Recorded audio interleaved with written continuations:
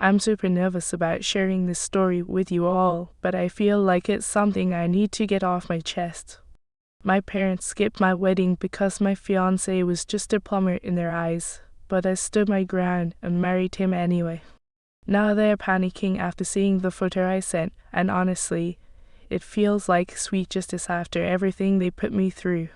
My name is Emily Carter, and I'm 32 years old now.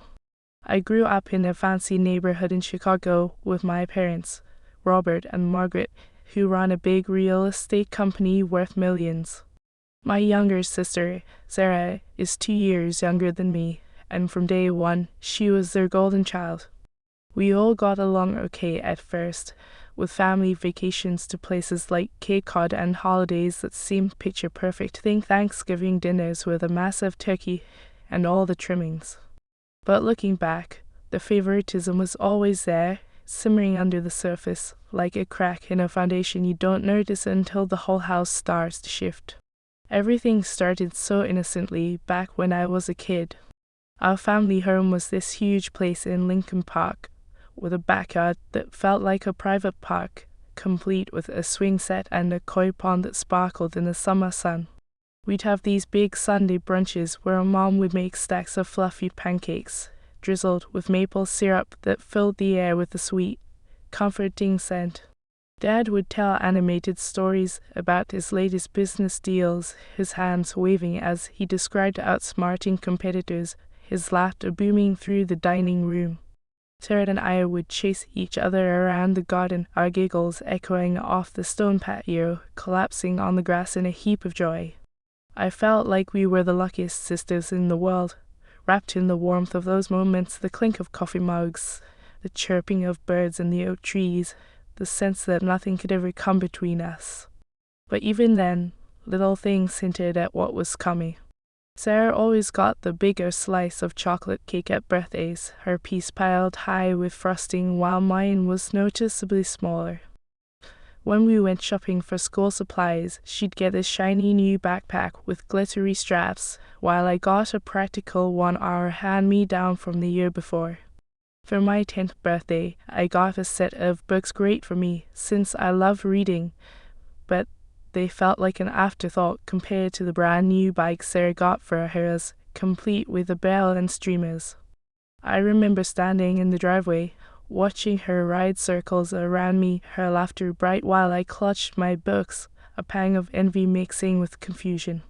I brushed it off, telling myself it was no big deal, that families just work this way.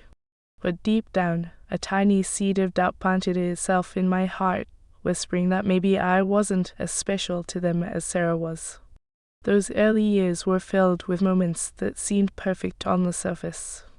We'd spend summers at our lake house up north, where the air smelled of pine and the water lapped gently against the dock.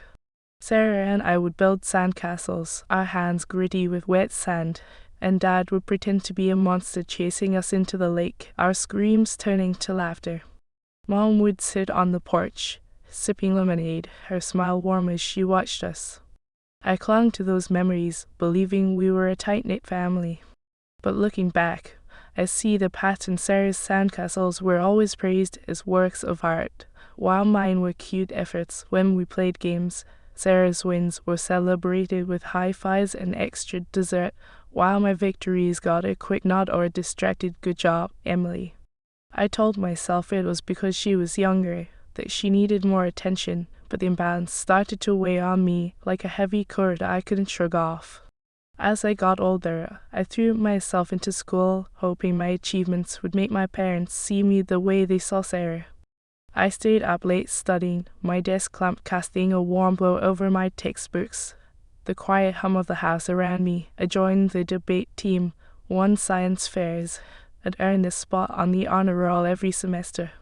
I remember the pride I felt when I brought home my first perfect report card in 5th grade, my hands trembling as I laid it on Dad's polished mahogany desk, expecting a big reaction. He just nodded, his eyes barely leaving his newspaper, and said, "That's nice, Emily," in a tone that felt like a pat on the head. My heart sank, a quiet ache spreading through me, like I'd failed some unspoken test. A few weeks later, Sarah came home with a C in math, and they took her out for pizza, praising her for trying hard, their smiles wide and warm as they laughed together at the restaurant. I stood in the doorway, watching them pile into the car without inviting me, feeling like my efforts were invisible, like I was shouting into void. By middle school, the favoritism was undeniable. For my 13th birthday, I got a simple card with $20 inside, which I used to buy a used book on economics that I still treasure. Sarah's 13th birthday, 3 months later, was a spectacular party with a DJ, a bounce house, and a custom cake that looked like a fashion runway. Mom said it was because Sarah was more social, that she needed a big celebration to shine. I nodded, swallowing the lump in my throat, but it felt like a rejection, like my quieter personality made me less worthy of their attention. I started retreating into my books, finding comfort in the logic of numbers and the stories of people who overcame obstacles. Those pages became my refuge, a place where my worth wasn't measured against Sarah's charm. But this was just the beginning of a much bigger storm. I had no idea how deep the favoritism ran, or how it would test everything I believed about family, love, and standing up for what's right. As I grew up, the differences between how my parents treated Sarah and me became impossible to ignore. It wasn't just the birthday cakes or the shiny new toys anymore. Those little slights from childhood started to pile up into something much heavier, like bricks stacking higher and higher until they blocked out the sun. By the time I hit high school, the favoritism was so blatant it felt like a punch to the gut, and I started to see my family in a new, harsher light. In high school, I threw myself into my studies, determined to prove I was worth something, even if my parents didn't seem to notice. I stayed up late, my desk lamp casting a warm glow over my textbooks, the quiet hum of the house around me as I memorized formulas and wrote essays. I graduated at the top of my class with a full scholarship to the University of Illinois, majoring in finance, my heart swelling with pride at the thought of making my parents proud. I remember standing on the stage at graduation, my cap slightly crooked, scanning the crowd for their faces, hoping for a moment of recognition. They showed up, but they left right after the ceremony to attend one of Sarah's dance recitals, waving me off with, "We've seen enough graduations." Emily, their words hit like a slap, leaving a sting that lingered as I watched them hurry out, their attention already elsewhere. Meanwhile, Sarah went to a private college in New York, all expenses paid, a tuition, a fancy apartment in Manhattan, shopping trips to Fifth Avenue, even spring break vacations to Miami. I had to take out student loans and work 20 hours a week at a campus coffee shop, the smell of espresso clinging to my clothes as I juggled shifts and classes. "It builds character," Dad said, his tone firm, almost dismissive, but it left me exhausted, my body aching from late nights and early mornings while Sarah posted photos of her carefree life on social media, her smile bright against the backdrop of luxury. The unfairness gnawed at me, a quiet resentment building in my chest. I remember one Christmas break, sitting at the dining room table, the air filled with the scent of pine from the massive tree Mom had decorated. I mentioned needing a new laptop because mine kept crashing during finals, and Dad barely looked up from his phone, muttering something about budgeting better. A week later, Sarah casually mentioned wanting a new wondering family car, and by the next day, a sleek, top-of-the-line model was delivered to her apartment, fully loaded with all the upgrades. Mom explained it away, saying Sarah needs it for her fashion marketing projects. She's working on such creative things. I nodded, swallowing the lump in my throat, but it felt like another door slamming shut, another reminder that my efforts were less valuable. I saved for 3 months to buy a used laptop, my fingers trembling as I handed over the cash, a mix of pride and bitterness swelling inside me. College only widened the gap. While I worked at the coffee shop, my hands sticky with syrup and my apron stained, Sarah was living it up in New York, her Instagram filled with photos of rooftop parties and designer bags. I kept a 4.0 GPA, won awards for my research on market trends, and landed internships at Chicago firms, but my parents never seemed to care. At family dinners, which were now just once a month, they'd gush over Sarah's latest adventures, her internship at a fashion magazine, her weekend in Paris. I'd sit there, forcing a smile, while Mom would say, "Emily's doing fine," very steady, her tone implying that steady was somehow less than spectacular. Each time, it felt like a tiny cut, the kind that doesn't bleed much but leaves a scar. I started to pull away, skipping some dinners, focusing on building my own life, a life where I didn't have to compete for their approval. After college, I landed a solid job at a consulting firm in downtown Chicago, analyzing market trends and helping businesses grow. It wasn't glamorous, but it was mine, and I was proud of it. I rented a small apartment in Lincoln Park, nothing fancy, but all my own, with bookshelves crammed with finance books and cozy blankets I'd bought with my first paycheck. For the first time, I felt independent, like I could define my worth without their validation. But the family dynamics didn't change. At one Sunday dinner, the table set with Mom's best china and the air heavy with the scent of roasted lamb, Sarah announced she'd been promoted to junior editor at her magazine. The room erupted in praise. Dad raised his glass, Mom beamed, and even our cousins clapped like it was a national holiday. When I mentioned a big project I'd led at work, helping a client turn around their failing business, Mom nodded absently and said, "That's nice, dear," before turning back to Sarah to discuss her new office. My heart sank, a familiar ache settling in, but I was starting to accept that this was just how things were. Then everything changed on a stormy evening in May. My kitchen sink backed up, flooding the floor with murky water that smelled like damp earth, creeping toward my living room rug. I panicked and called an emergency plumber, my hand shaking as I dialed. About 45 minutes later, there was a knock at the door. I opened it to find a guy with warm green eyes and a friendly grin, dressed in work jeans and a navy shirt with Miller Plumbing stitched on it. His name was David Miller, my fiancé now, but back then just the plumber who saved my day. He got right to work, shutting off the water and fixing the clog with quick, confident hands, the clank of his tools a steady rhythm in my tiny apartment. As he worked, we started chatting about the crazy weather, my job, his favorite books. He was smart and funny, quoting lines from a novel I just read, and his laugh was warm, like it could chase away the storm outside. By the time he finished, I felt a spark, my heart fluttering with a mix of nerves and excitement, like I was standing on the edge of something new. Our first date was casual, just coffee at a little shop near my place, the air filled with the rich scent of roasted beans. What was supposed to be a quick meet-up stretched into hours of talking about everything from economics to hiking trails along Lake Michigan. David was different from anyone I dated before, genuine, attentive, with no pretense. He owned his small plumbing business, inherited from his dad, and he loved the hands-on satisfaction of fixing problems for people. Over the next few months, we built something real, walks in the park with the crunch of leaves underfoot, cooking pasta dinners in my cramped kitchen, sharing dreams under the glow of string lights. I learned he volunteered at community centers, teaching kids basic repairs, and he had this quiet passion for inventing things.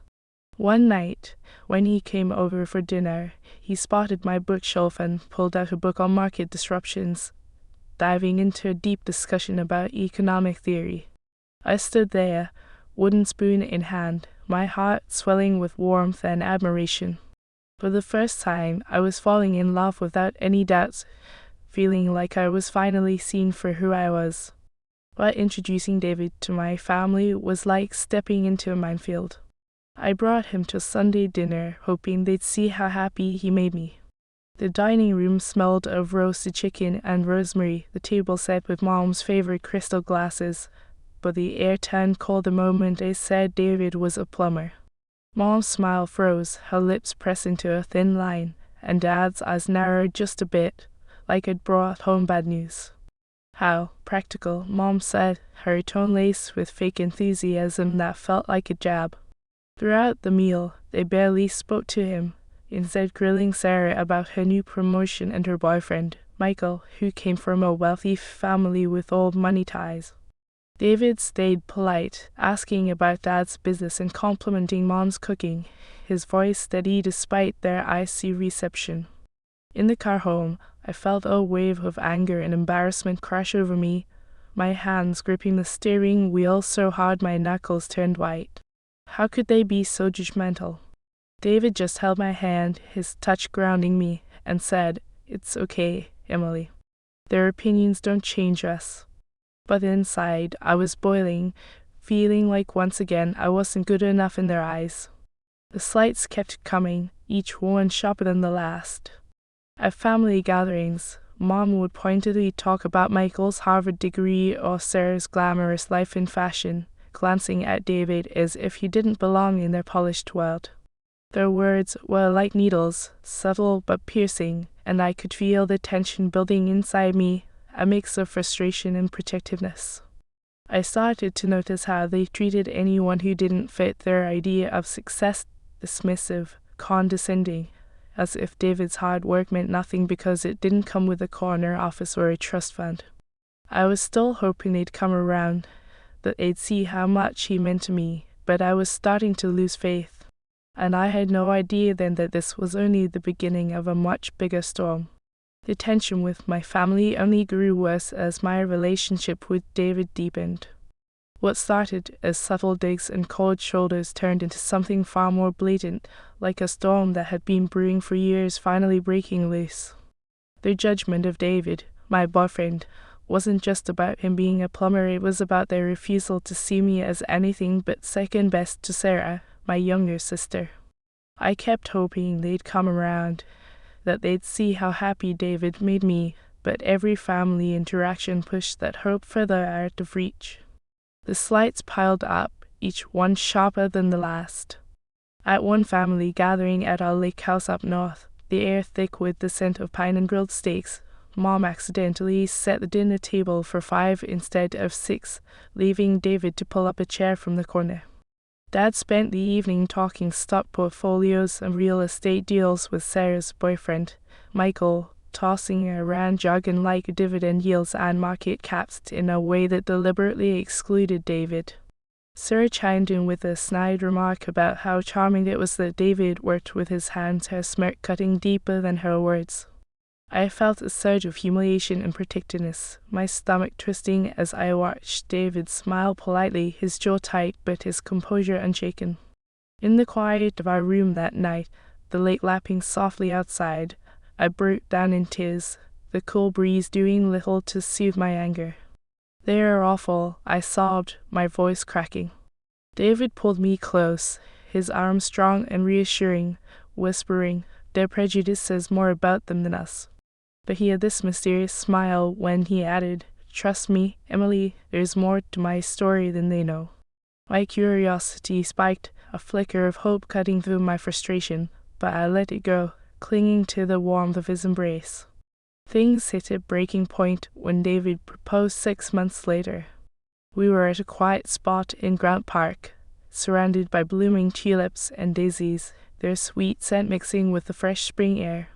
The sun was setting, casting a golden glow over the grass, and David got down on one knee, his hands trembling slightly as he held out a ring he'd designed to himself, a simple emerald stone that matched my eyes, glinting like a promise. My heart soared, tears streaming down my face as I said yes, the world fading to just the two of us. It was perfect, intimate, everything I'd dreamed of. I felt like I was floating, my chest bursting with joy and love, the sound of birds chirping in the distance like a celebration just for us. But when I called my parents to share the news, Mom's response was like ice water dumped over my head. "A plumber, Emily, have you thought about your future?" she asked, her voice sharp with judgment, each word like a needle in my heart. No congratulations, no excitement, just doubt that made my hand shake as I held the phone. Meanwhile, Sarah had gotten engaged to Michael around the same time, and my parents threw them a lavish party at their country club with champagne flowing, a jazz band playing, photographers snapping every moment for the society pages. For us, nothing. We figured you'd want something low-key, Mom said dismissively when I asked, her tone like a slap. I felt invisible, my happiness buried under Sarah's spotlight, a deep ache settling in my chest that made me question if they'd ever truly love me equally. The favoritism became unbearable as Sarah's wedding plans took over everything. Family dinners, once a monthly ritual, turned into strategy sessions for her big date, endless talk of roses versus lilies, designer dresses, and exclusive venues, the dining room buzzing with excitement that never included me.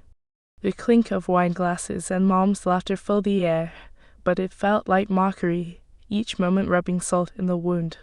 Dad announced he'd covered $200,000 for Sarah's wedding, raising his glass with a proud, "Only the best for my girl."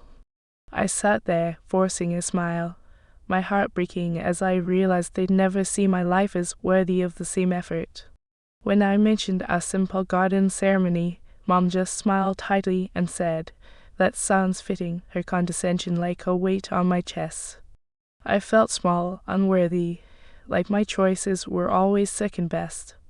One evening, as I helped clear the table, the smell of garlic and herbs still lingering, I brought up our wedding plans again, hoping for a shred of support. Mom barely looked up, muttering, "Oh, Emily, we're so busy with Sarah's plans, you understand." I didn't understand, not at all. My throat tightened, and I left early, the drive home a blur of tears and anger. The final straw came during Sarah's rehearsal dinner at a fancy restaurant overlooking the Chicago skyline, the city lights sparkling like a cruel mirage.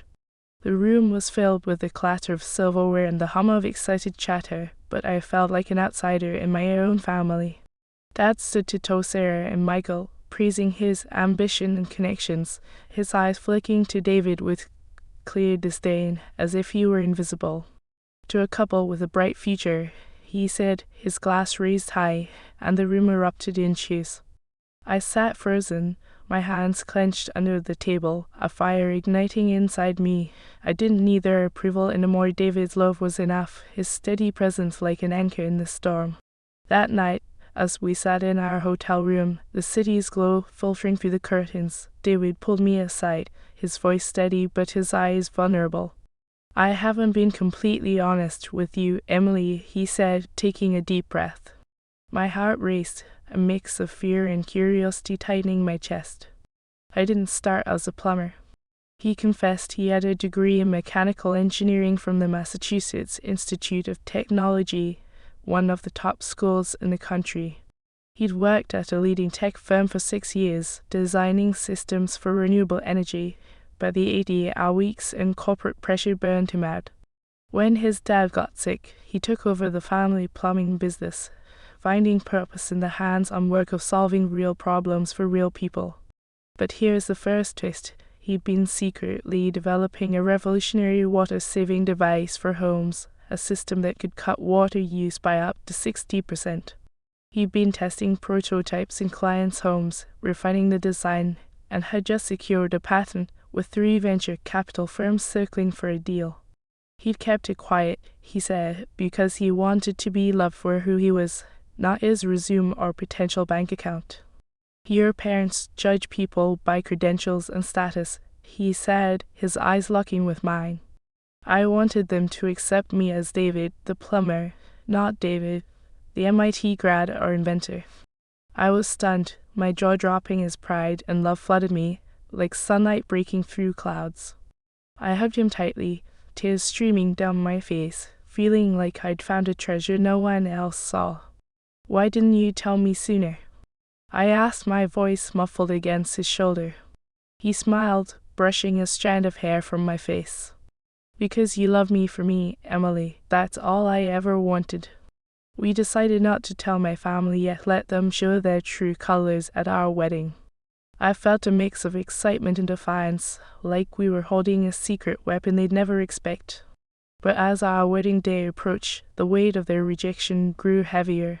and I had no idea how much worse things were about to get. With David's secret out, his MIT degree, and his groundbreaking water-saving invention, I felt a fire inside me, a mix of pride and defiance that made me see my family's prejudice in a new light. Their refusal to accept David, my fiancé, wasn't just about his job, it was about their obsession with status, and I was done trying to fit into their narrow world. I decided it was time to let go of hoping they'd change, to stop chasing their approval. David and I were building a life based on love and authenticity, and if my parents and Sarah, my sister, couldn't see that, then that was their loss, not mine. But letting go was harder than I expected, and the drama was about to explode in ways I never saw coming. Our wedding day was just weeks away, and I still held a sliver of hope that my parents would show up, that they'd put their love for me above their snobbery. I called them one last time, my voice steady but my heart pounding, to invite them to our ceremony at Riverside Gardens, a small botanical spot on the Charles River. The phone rang 3 times before Mom answered, her tone clipped. "Oh, Emily, we have a charity gala that evening," she said, her excuse as flimsy as tissue paper. "It's been on our calendar for months." I pushed back, my voice tight. "The ceremony's at 4, Mom. The gala starts at 7. You could make both." There was a long pause, then a sigh. "We'll try our best, dear," she said, but I knew it was a lie. Dad didn't even bother calling back. Their absence was confirmed the day before, when Mom texted about a last-minute investor meeting that was clearly made up. My heart sank, a sharp pain slicing through me, but I felt a strange calm settle in, like I was finally letting go of a weight I'd carried too long. I was done begging for their love. The wedding day dawned clear and beautiful, the air filled with the scent of wildflowers and the soft hum of fairy lights twinkling in the garden. Riverside Gardens was perfect, simple, intimate, with mason jars of daisies lining the aisle and soft music floating through the warm afternoon. I walked down the aisle alone, my white dress swishing softly, my hands trembling, but my eyes locked on David.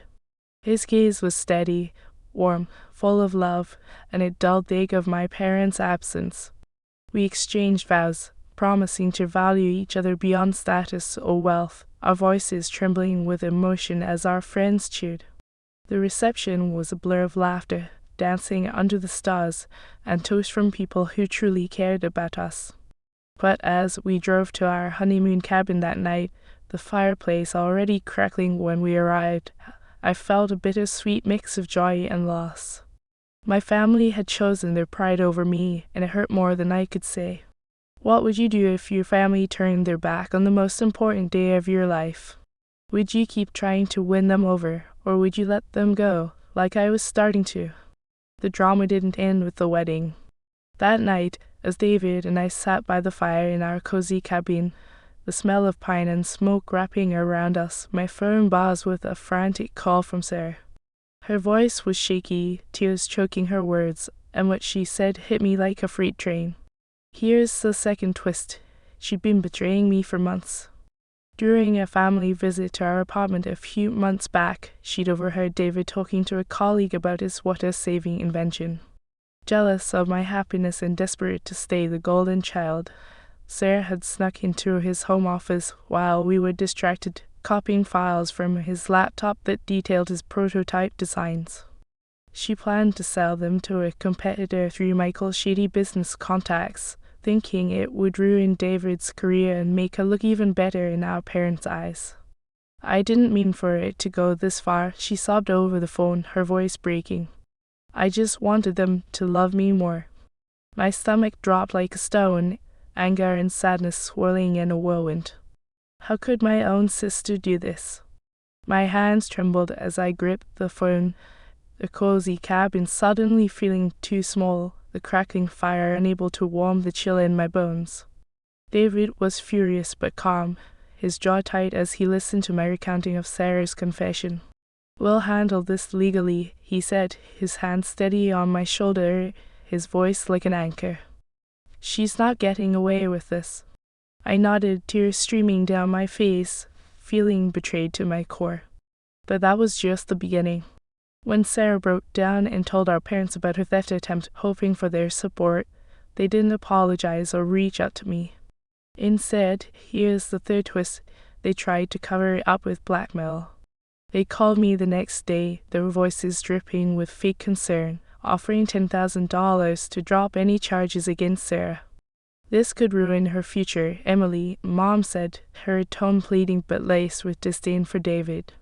Be reasonable, he's just a plumber, what does it matter? Dad chimed in, saying, we're protecting the family's reputation. It was a conspiracy of silence to keep their perfect image intact, and it shattered any remaining illusions I had about them. I felt like I'd been punched, my breath catching as rage boiled inside me. No, I said, my voice steady despite the storm in my chest. You don't get to buy your way out of this. I hung up, my resolve hardening like steel, knowing I was done with their manipulation. But the drama wasn't over. A few days later, we got a call from the police about David's workshop, a small rented space where he kept his prototypes. Here's the fourth twist. Someone had tried to burn it down. We drove there immediately, the smell of charred wood hitting us as we stepped out of the car. The damage was minimal, sprinklers had kicked in, but the police found traces of accelerant, and their investigation pointed to a shady contact Michael had hired. It was a desperate attempt to sabotage David's invention after Sarah's theft failed, a final act to protect their status quo and keep Sarah in the spotlight. My heart pounded with disbelief, my hands shaking as I stood in the ruined workshop, surrounded by blackened tools and melted plastic. David squeezed my hand, his eyes blazing with determination. They can't stop us, he said, his voice low but fierce. I nodded, tears stinging my eyes, but I felt a fire inside me too, a resolve to fight back, no matter what. This was the breaking point, the moment when everything came crashing down. But the consequences of their actions were still to come, and I had no idea how much it would change our lives forever. The fallout from my family's betrayal hit like a tidal wave, and I was done letting their actions drag me down. After Sarah, my sister, confessed to stealing David's prototype designs, and my parents tried to cover it up with blackmail, the arson attempt on David's workshop was the final blow. It was time to take a stand, to protect the life we were building together, no matter the cost. David, my husband now, was by my side, his steady presence like a lighthouse in the storm, and together we decided to fight back not with anger, but with the truth. The photo I sent my parents after our wedding wasn't just a snapshot of us smiling in the garden, glowing with love under the fairy lights. It was a bombshell. David signing a multimillion-dollar deal with investors for his water-saving invention, surrounded by tech executives in a sleek Chicago office, the city skyline gleaming through the windows. I knew it would shake them, and it did. Their calls flooded in within hours, their voices cracking with panic and false apologies.